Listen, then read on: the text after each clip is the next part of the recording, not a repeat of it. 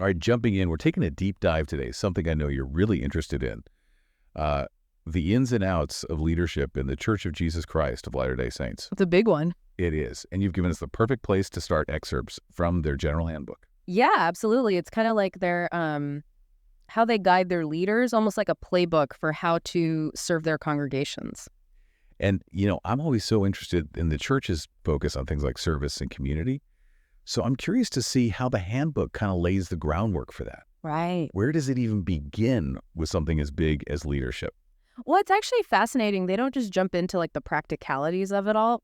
They connect leadership directly to God's plan for happiness and exaltation.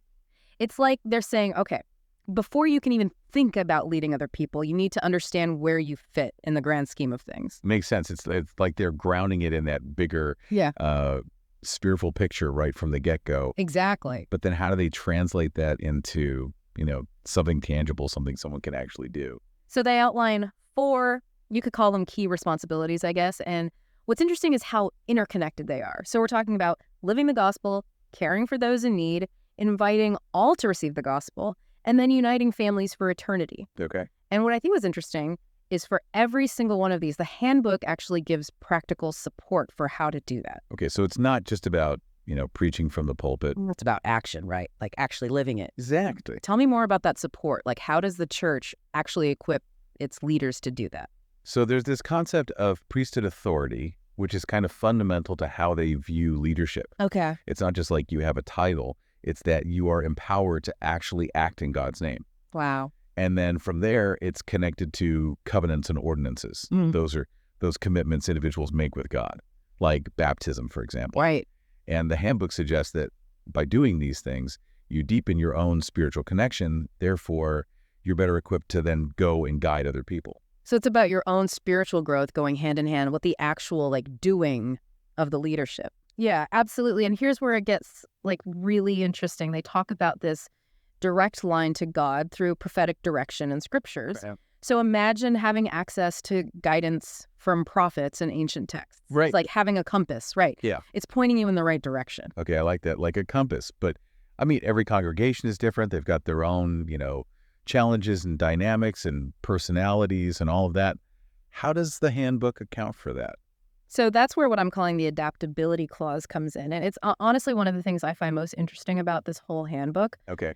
They basically acknowledge that you can't have this one-size-fits-all approach. Right. So they have these guidelines for adaptation, which basically allows for flexibility based on what the local needs are. So it's a framework, not like you have to do this way every time. Exactly. Okay, that's really interesting. And it makes me wonder, what happens if a leader runs into a situation, right? Yeah. That's not necessarily spelled out in the handbook. What are they supposed to do? Right. So that's where that blend of structure and then personal revelation comes in. So the handbook actually encourages leaders to seek guidance from the Spirit, that inner voice of inspiration. Sure. But then also to utilize their local leaders, higher authorities. It's like they're saying, use your judgment and then also, seek wisdom from different places, but ultimately trust that you can receive divine guidance.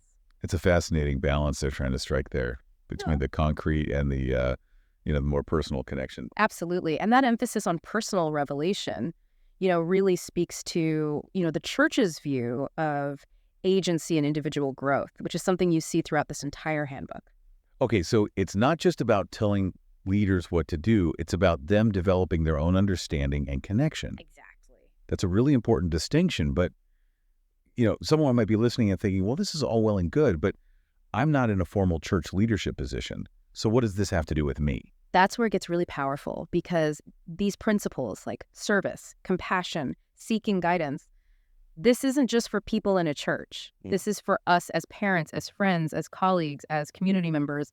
This applies everywhere. It's about recognizing that we all have opportunities to lead in different ways. Yeah. Yeah, exactly. And what I find so interesting is that, this handbook kind of reveals a system that's designed not just for, management or keeping things in order, but for genuine spiritual growth, and not just for the leaders, but for the people they're serving. It's about fostering a culture of learning and becoming. constantly. Yes, exactly. It's a journey. It's not a destination. Which is a really, really powerful takeaway, I think. Absolutely. And it's a journey that's beautifully illustrated in how the handbook approaches those 4 responsibilities, I think, that we're talking about. Absolutely. Right? The living the gospel, the caring for others, the sharing the gospel, and the uniting families. We touched on them really briefly, but I do want to dive deeper into how the handbook provides that practical guidance for putting those into action. Yeah, let's do it. What's really interesting is that it all comes back to this idea of personal growth and development, which just shows how important that is to the church, this relationship with God. That's a really good point. I am even more curious to unpack those 4 pillars now. But first, we're going to take a quick break. Don't go anywhere. We'll be right back to keep going with this deep dive into the General Handbook. Okay, so let's dive into those 4 pillars of leadership.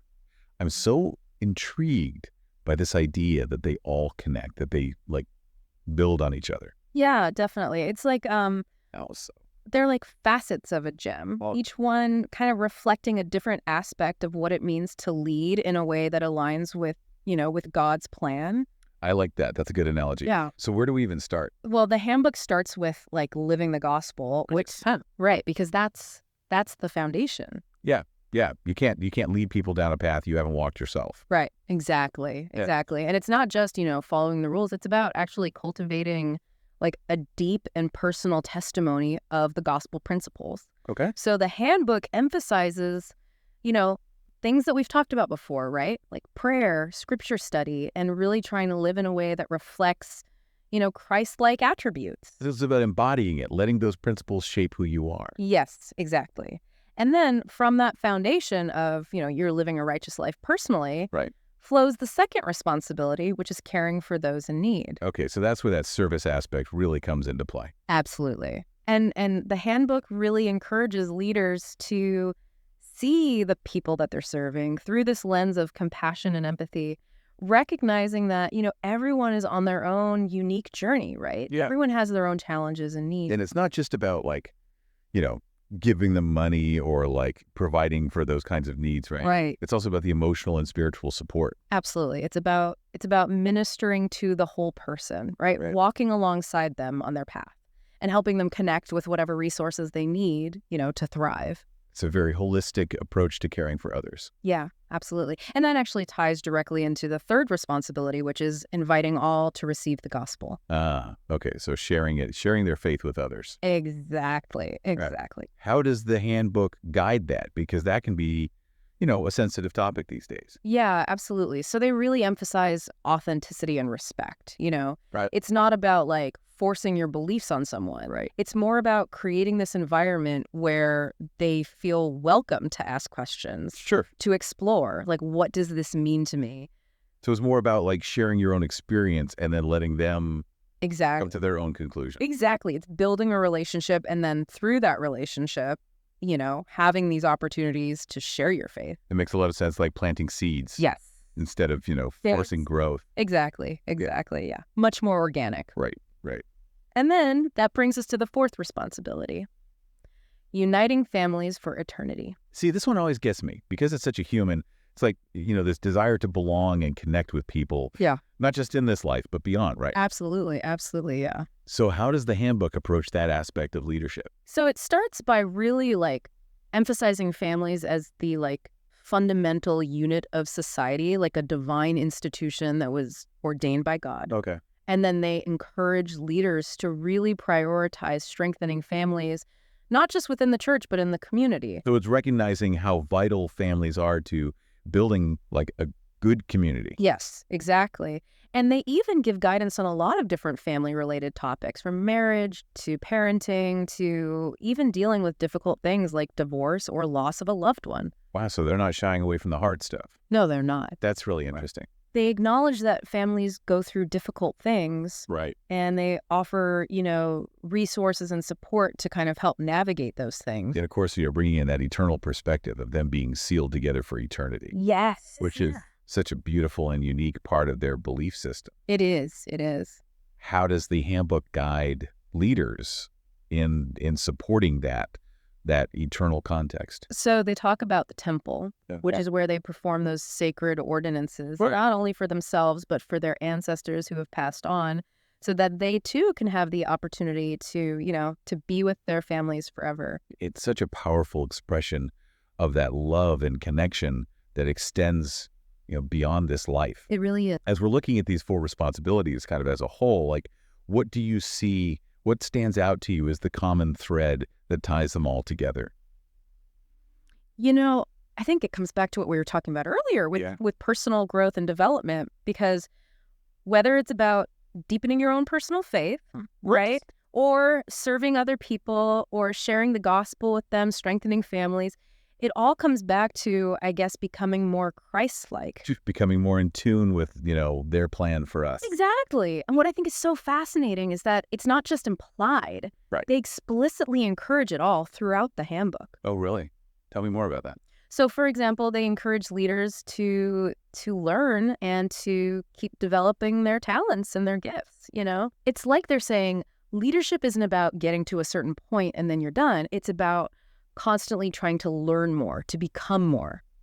It's a journey. Yes. A lifelong journey. Lifelong journey, exactly. Of learning and growth. And that commitment to growth isn't just for each person individually. Okay. The handbook also talks about how important it is to build a really strong community. Right, because it's hard to lead if you feel like you're on your own or you don't have support. Exactly. So how do they suggest that you build that community? So they really emphasize just being together. Okay. Opportunities to serve together. Right. Building those relationships. So it's not just about, showing up to a meeting. Right. It's about actively engaging with the people around you. Yes. And having that shared purpose. Yeah. And speaking of shared purpose, that's where missionary work comes in. Right. Inviting others to kind of come along on the journey. Exactly. But not in a forceful way. Right. It's about let's build a bridge and let's have a conversation and Right. Come as you are. We'd love to have you. Exactly. Yeah. But it's not just about, reaching out beyond and bringing people in. Right. It's also about the people that are already there. Taking care of each other. Yes, exactly. And we kind of touched on this earlier with caring for those in need. Right. But it's more than just, if somebody's hungry, you feed them. Right. It's deeper than that. It's about providing emotional and spiritual support as well. Yeah. Walking alongside them. Yeah, exactly. And the handbook even describes it as, walking alongside them on their spiritual journey. Oh, wow. I like that. Yeah. It's like being a spiritual companion. Yes. Which is beautiful. It is. Yeah. It shows that they've really thought about how to create a system that supports not just the leadership, but the people being led. Yes. They really have. And what I find, I guess, really comforting about this whole thing is that they don't pretend like leadership's not hard. Right. You know what I mean? It's not easy. So, they acknowledge, there are going to be challenges. Yeah, you're going to come up against things you don't know what to do about. Exactly. And we touched on that earlier with, praying for guidance, talking to your leaders. Sure. But what's interesting is they really emphasize humility, acknowledging that nobody has all the answers and to be open with the congregation about that. Yeah, to be vulnerable. Well, I don't know, but let's figure it out together. Exactly. That's beautiful. It is. It's like this shared journey Yeah. of seeking truth. And that actually extends beyond the congregation as well. Okay. Because the handbook also talks about working with other organizations, other community groups. So you're not an island. You're not just this little group doing your own thing. Exactly. And it's like they're recognizing that we're all interconnected, right? It's about working together to create something better for everybody. And sometimes the most meaningful work or leadership is not on this grand scale. Exactly. It's in the small moments. Exactly. Right. And the handbook talks about creating a culture of love and acceptance, which makes sense because, you want people to feel like they can be themselves. Yes. Without judgment. Exactly. Celebrating diversity, embracing people's differences, and really focusing on that unity and belonging. Right. Which is, that's such a relevant message for the world today. It is. With so much division. Exactly. Yeah. So how do they suggest going about that, creating that kind of environment? So they actually highlight just simple acts of kindness. Okay. Reaching out to people maybe that are struggling, offering encouragement. Just seeing each other. Yes, exactly. Recognizing that every single person has something to offer, no matter who they are, where they come from. It's about making people feel seen and heard and important. Yes. And not just saying it, but showing it. Right. Leading by example. Exactly. That's really powerful. It is, and it really speaks to what true leadership is. Right. It's not about power, it's about serving other people. It's not about you. Exactly. It's about lifting them up, helping them become the best versions of themselves. That's beautiful. It is. And I love that we can all apply that. Yes. Whether we're, religious or not, it doesn't matter. Absolutely. These are universal principles. Absolutely, yeah. And, thinking about aspirations and all of that, there's one more aspect of the handbook that I think you'll find really interesting. Okay, let's hear it. You've really painted this picture of how this handbook goes beyond just like the nuts and bolts and gets into creating a culture of growth, of belonging. Yes. And it makes me think about those guidelines for adaptation. Yes. We talked about those. You're connecting the dots. That's exactly where this gets really interesting. So they're not just for like logistical stuff, right? Right. It's about tailoring the approach to make everyone feel welcome. Absolutely. Because remember how the handbook says each congregation's unique? So these guidelines are there to let local leaders adapt things, whether it's programs, activities, even how they talk to people, to better fit what their community actually needs. That's amazing. So it's acknowledging there's no one right way to do this. Exactly. And it gets even, I guess, more interesting because the handbook even encourages leaders to think about cultural things. Okay. Different family structures, people who are maybe questioning their faith, pay attention to those unique needs in your community and figure out how to make this work. Wow, it's such a message of inclusion. Yeah. And it seems to go hand in hand with this, like ministering to the individual that we were talking about. Absolutely. It speaks to this core idea that runs through this whole handbook. Which is that every single person has worth and dignity. It's about creating a space where everybody feels seen, heard, loved for who they are. Exactly. And that brings us back to that overarching theme of spiritual growth, Because creating this kind of environment, it's not just about being nice. Right. It's deeper than that. It's about saying, this is how people connect with God. This is how they grow in their faith. It's about creating the space for them to do that in their own way. Yes. Yeah. Exactly. Recognizing that real growth, it needs that acceptance. It needs love. It needs authenticity. And that's not just good for the person. It's good for everybody. Exactly. Exactly. It lifts everybody up. This has been so eye-opening. Oh, I'm glad. We started with these basic ideas about God's plan, the purpose of the church, and now we're here talking about adapting to different people's needs and creating communities that are truly inclusive. It's quite a journey. It is. I feel like I understand so much more now about how the church sees leadership and how it's all about growth. It's all connected. Not just for the leaders, but for everyone. Yes, absolutely. So for our listener who's been with us this whole time, right? What do you hope, what's the one thing you hope they take away from this whole conversation about how the church approaches leadership? I hope they come away realizing how much depth there is to this handbook. Yeah. It's not just a list of rules. It's like a guide, For how to live, basically. Yeah, for how to lead with compassion, with wisdom, and really connect with God. It's ancient wisdom, but it's relevant today. Yes, exactly. And if I can just offer one final thought. Please. We've been talking about the church this whole time, but these ideas, service, compassion, seeking guidance, creating belonging, those aren't just for the church. Right. Those are for everybody. Exactly. So look around your own life. Think about your family, your work, your community. Wherever you are. Yes. And ask yourself, where can I lead with love a little more? Where can I show more compassion? Where can I create that space for people to feel seen? That is such a powerful question. I think so. And on that note, we've reached the end of our deep dive. It's been a pleasure. The expert, thank you so much for your insights. This has been amazing. Thank you for having me.